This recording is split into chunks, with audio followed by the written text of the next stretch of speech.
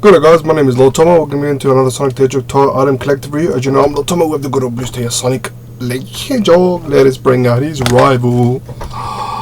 I wanted to review this for such a long time. Let's move out just a bit just to get a very good. He's very bright, very red. It's not as bright as it is in person as it is on my camera. I don't know, for whatever reason or another, this is really superimposing the brightness, but nonetheless, this is the Sonic this is the Knuckles Super Deformed plush, created by none other than Tomy, who I will need to say straight out of the bat, they are phenomenal in terms of some of the stuff that they create. There are other companies that make some superb like Great East Entertainment, etc., but in terms of the newer range, I'll probably say these coming equal second, I'll probably argue. Now, if you haven't already seen, I have done the Tails and the Sonic review. Check them out on my channel. They're pretty good, they're pretty decent, and they are going to be releasing more of these. So as they come out, I will get them. But nonetheless, let's talk about Knuckles, because as everybody probably already knows, if you don't know, Knuckles is one of my favorite characters. Sonic started it, but Knuckles really solidified it. So Knuckles, you're my man. There are hiccups in terms of the design. I will get to them, of course, but let's go through the nitty-gritty. Now, in this actual line set, this is referred to as a super deformed head, which essentially is a miniaturized body and literally a super deformed head. That's the title of sorts. That's how it is listed on most retailers and whatnot, so I'm going to go with that. Now, as you can already see, I'm going to bring it in. This does such a great job. Such a really superb job. You have, this is referred to as the modern, or the Sonic, it really depends who you talk to really, but you could argue this is the Sonic, this is the Sonic Boom version as listed by here, but this is the modern Knuckles version. The retro iteration of Knuckles is he has black pupils, whereby in the modern iteration of Knuckles he has purple eyes. So that's kind of thing, but obviously this is from the Sonic Boom generation, so you could argue that three major generations: this classic, modern, and of course the Sonic Boom. People, you know, quite skeptical. Of course, everything is extremely phenomenally well stitched from his eyes, as you can already tell. So it's not unlike the other manufacturers like GE Entertainment, which is not a bad company by any means of the word. It's just they do things differently. For example, they tend to have like iron pressed material, or kind of like a sticker-esque sort of thing for the eyes, whereby this company in particular, they have the stitching on for the eyes. So if you mess around with this, throw it around and whatnot, it will sustain a lot of wear and tear before it actually gives away, whereby the other one I'll probably argue is a more collector friendly, whereby this one's kind of a collector if you want to make it, but it's definitely user friendly for individual kids and whatnot, or people who just want to mess around with it. So there's that. Let me bring this up. The second other thing I like to mention is, of course, his mouth. His mouth gives him a little smirk, gives him a little badass, hey, what's up? I kind of like that look. So I like that. He's got his nozzles extremely well stuffed, superb. Couldn't even say the word properly. And he does extrude out, so if you look from the side, he does give that little, obviously it's a 3D item, obviously, but it gives him more of a oomph instead of a cylindrical sort of feel, so that's great. There is a small little drawback, and that's his nose. His nose is just like literally a single material that emphasizes his nose. I've never been a big fan of it. I'm not saying it takes anything away from this plush in particular, it's just I've never been a fan of it, and it's always going to be an iffy little thing for me. So if that's something like you'll probably feel the same way. If you don't really care, hey, it works wonders. And of course you have his little eyelids-ish kind of things. So his actual head frontal part is superb. Now the thing that actually sold me on this completely, besides everything, because I love Knuckles obviously, are his dreads. Now you have his dreads, which are extremely well stuffed. Now these are phenomenal. So that's his sides or frontal, and all the way at the back you have all his dreads, and they're all well stuffed. I'm like, oh, love it, love it, love it, love it. You have no idea. And of course at the very back you have his tail, which is extremely well stuffed too, and unlike his nose, it's got more oomph to it. It's got more solidified emphasis on it, which is pretty good. It's not completely stuffed like his other dreads on his head, which I'm not taking anything away from it. It's just, it is what it is. And yeah, I think it's pretty right. And of course you have his hashtag, which says Sonic Boom, and has his obligatory information out there, and that is, if you look at closely, it does give him, I'll put it this way, it gives him more of a demonic look, like he's got a big ass tail, which is weird but strange nonetheless.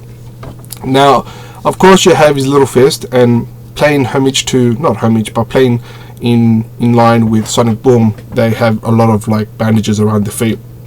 So regardless of what you think or may not think, it is what it is. Just think of it as a different universe. They've done it in the Sonic comics as a different universe, so it's kind of like work with it. People do have different opinions of different things, and look, I totally sympathize with that sort of stuff. It's just kind of a give and take sort of situation. Now his hands are completely the same on either side. They give it kind of like a basic stitching and a basic, I don't know if it's kind of like, it's definitely material based, but I kind of get the illusion that it's obviously bandaged, and that's on both sides. Now the thing is, this is one of the things I'll probably say I draw criticism to. Now his knuckles, as his name implies, has knuckles, and it's literally two flimsy materials which, depending on how you get it, it may come off as, you know, they align forward, but this one looks like it's all demented, so it's like he punched something and he broke his knuckles, which defeats the purpose of knuckles. And of course the other side, you have him basically look like he's a Wolverine ready to Samsung. Now depending on who you are as a person, if that bothers you or not, to me, for whatever reason, unless you keep the core basics of that character, then everything else falls into place. By that I mean, for example, Knuckles, besides everything else, like his character design is quite iconic, like every other character. I'm not going to say that neither are iconic, but his Knuckles is his hands. Like when you hear Knuckles, you hear hands, right? Fists, Knuckles. And when you see his hands, it kind of looks demented, you know? I'm like, I would have probably had more quality assurance on that, but it is what it is, and that's probably one of my major criticisms with that, other than another one that I'll bring up eventually. Of course you have his like half crescent moon icon on his chest, great, and of course you have his absolutely adorable feet. Absolutely no detail at the bottom. I would have preferred they had detail on the bottom, simply because since this doesn't actually have like a string where you can hang it up and he basically stands, most people are gonna basically have this on display sitting down, and as you can already tell, that completely takes away from the overall design of the plush itself. Major setback, that's another criticism I have. I would have preferred they had him, simply because, think about it, you know, obviously as a grown-up, I look into this a little more in depth than usual, but as a kid I don't think they will necessarily care, but to me it bothers me for whatever reason, especially when it comes to display purposes. But his shoes design are great, very simplistic, very it encapsulates the chubiness, or the very small body-esque theme that they're going for, whereby the head has to have the most prominence, the most prominent features, and gives it the very oomph, opposed to the bodies where it's meant to just play second fiddle to the actual head. So it does its justice in terms of that market design, which is great.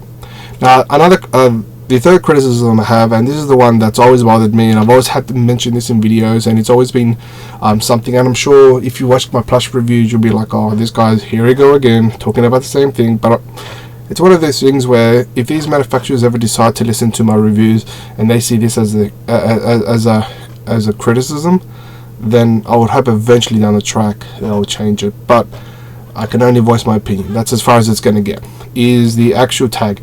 Now the tag has a few things that bothers me. First off, Sonic Boom, yeah, we get it, it's Sonic, but I would have preferred him to have a picture of Knuckles, because, well, he's Knuckles. Like, if for somebody who knows about these characters, you'll be like, Sonic Boom, Knuckles. I'm like, so who is he? Is he Knuckles? He's, you know, I'm not saying all kids are not smart enough to figure it out, but I would have preferred it to have it, you know, because I kind of feel like if this didn't have the word Knuckles, honest to God, I probably would have ripped this off by now. But the fact that it does, I know it's a very stupid way of thinking, but the fact that it does, it's yeah, I needed that.